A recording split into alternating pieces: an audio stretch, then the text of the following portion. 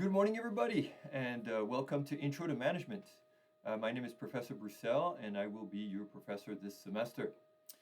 Intro to Management is a special class. I believe that it should be a requirement for everyone. And the reason I say this is because everybody will be in a capacity to work for someone or have their own business and people will work for them. And if you think about everything that it entails, for example, you have 12 employees, are they all motivated by the same thing? Can you have one management style for everyone? And maybe yourself as an employee, if you think about some managers you've had in the past or leaders, we'll talk about the difference between a manager and a leader. Um, some you like more than others, some you respond to better than others. And maybe you have a colleague who will disagree with you and say, no, I like this other leader or this other manager because of totally different reasons. And so we're all very different, and that's why management and leadership are so critical in business, and learning about them is really truly critical to everyone. And so I'm excited to have you in this class. This class played a huge role in my education in my career. When I went back to grad school at Cal Poly to get my master's in business administration, I became a graduate assistant for Dr. Srinivas, who taught Intro to Management. And so for 2 years, I got to see her teach the class. As a graduate assistant, I got to help prep lectures. I got to grade everything, and it was a mega section, about 150 students. So I feel like that just really gave me a lot of great preparation just to learn from the best. And it's such a fun class. So one of the things we'll cover a lot of things. And other than just the history of management, and you might be wondering like, why is that so important? Um, it's always very important to understand why you're doing something rather than just doing it, right? And so if a company is doing something and you're trying to understand, maybe they're doing it wrong, and maybe that's because they don't ask why. So understanding the evolution of management and how it's changed over the course of the last 150 years is important. So we'll look at that. We will look at organized environment. We'll look at culture and how culture plays a huge role. Again, if you have an amazing leader, everybody wants to go there. Everybody wants to work there. Um, Southwest Airline had a reputation for years of, the hardest thing to do at Southwest Airline is to get a promotion. And the reason was because nobody left. People love working there. They don't leave, even though a lot of the other airlines actually paid better. People just refused to leave. And all of that really had everything to do with leadership and culture. The culture that a strong leadership creates an amazing culture. Sometimes I even use that in sports, right? Sports analogy. If you think of an amazing coach you've had and how you would go above and beyond for that coach, that's a great leadership that led to great culture and work ethics. We look at ethics and social responsibility, again, what's fantastic for me to do when I do this now is to see how different, especially this generation, is compared to students 20 years ago, and how a lot of students nowadays make very informed decision on their purchasing habit based on whether or not the company is doing good and doing well. Are you a good corporate citizen? We'll look at planning and strategy. So this is going to be about the halfway point of the class, and it's really, really important. It's a huge chapter for us. The reason is that as much as of course, leadership and all of these other things we discussed are important. If you don't have the right plan, you're not going to be able to survive. You're not going to be able to grow. And so there's actually two chapters. One is on planning and one is on strategy. And that's going to really be the heart of the class. And when I say that, once we're going to build up to those two chapters, and once we get to those two chapters, you're going to learn a lot of tools. I have one over here from my marketing class, the BCG Matrix. We'll talk a little bit about that. The VRIO, the SWOT analysis. So we use various strategic tools in planning and strategy, and those things kind of help us deconstruct a company, an organization, or situation, look at the internal, external environment, and then kind of leverage the things we need to leverage to make sure we move ahead in the best way. So, if that sounds a little bit daunting, here's what I want to tell you. What I love to do about strategies, I apply it to you. So we'll take that and apply it to your own goal. So whatever your goal is, if you have one, professionally, what are you thinking about getting into? And we'll talk about how you can strategize to make sure you meet your goal. Most of my students who've given me feedback have said that this has been really a very important skill that they've learned in this class that they've used throughout their lives.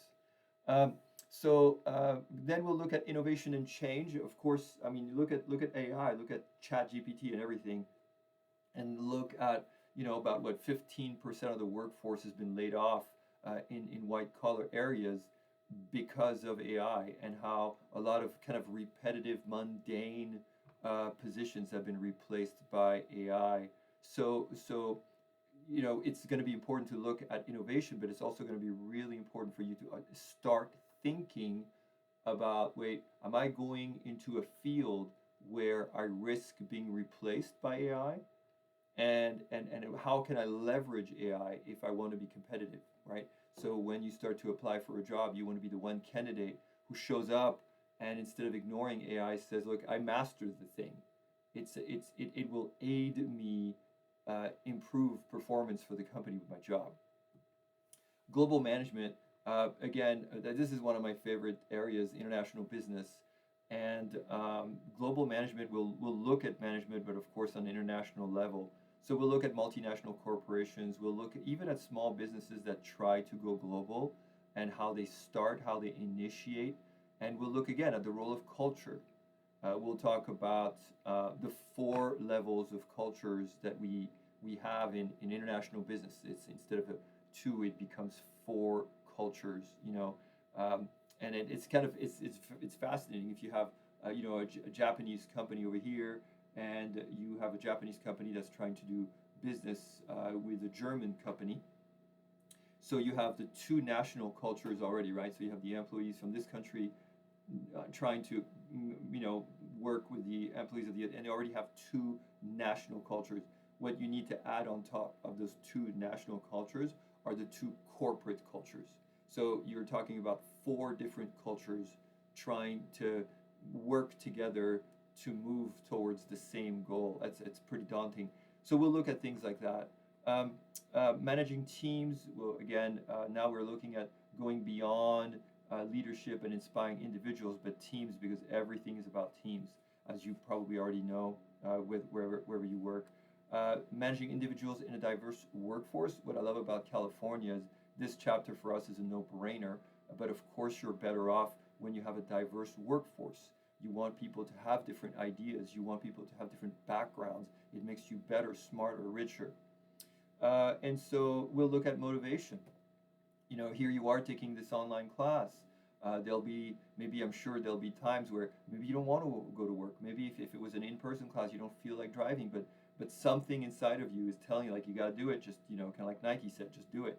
And so we'll try to study motivation and see the different schools of thoughts on motivation, the research that's been out there, how we apply motivation to business, and how you can, again, as a leader, how you can inspire people to perform, which, by the way, is one of the key tenets of leadership.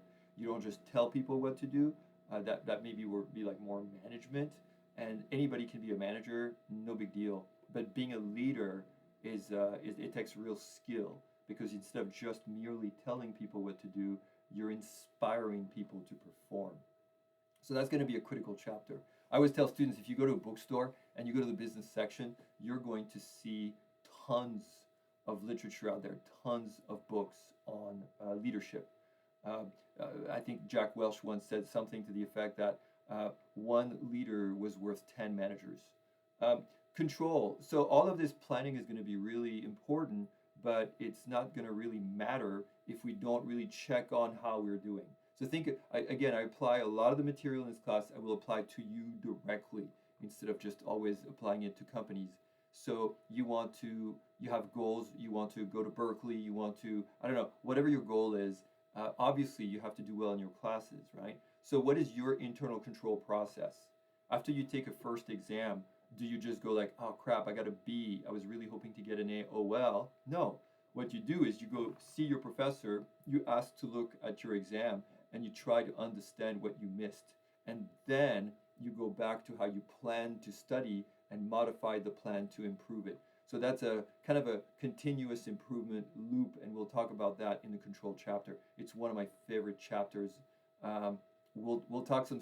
There's going to be stuff in that chapter that will make you will never be the same once you see that.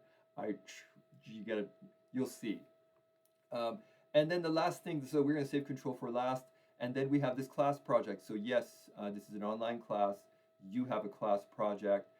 In this class, the project is the same. So it's a strategic analysis of a company. And I know it sounds like, what, 15-page report? Oh no, it's an online class, so I'm not going to ask you to do any presentations. It's a 15-page report. Now, if you think about 15 pages and you have a whole semester to do 15 pages, that's nothing, right? So just remember that. So, and 15 pages, people freak out. You know, table of content, cover, all that. It's going to go by quickly. The thing that I will tell you though is you do have a TA. Her name is Kelsey. She's amazing. She's finishing up her MBA at Drucker. And Kelsey will walk you through. She will help you with the project, but you got to ask her for help. And so that's it. I'm super excited about having you in class. I know this is an online class, obviously, so it's not the same. I'm here for you. You will see there's numerous ways of getting in touch with me. You can book an appointment with me directly. I try to respond. So Monday through Friday, I can respond to you within, you'd expect 24-hour response. I usually try, I'm pretty quick about responding. My favorite way to communicate is directly through Canvas. So because I know exactly which class you're in specifically. If you email me and you say I'm in your Business 10, I teach 5 different Business 10 classes right now. So it's just going like, okay, which class? We go back and forth. It's a total waste of time. So make sure that if you communicate with me, my preferred method is directly through Canvas. And have fun. That's the thing. I mean, for me, I always say, just go into this class with an open mind.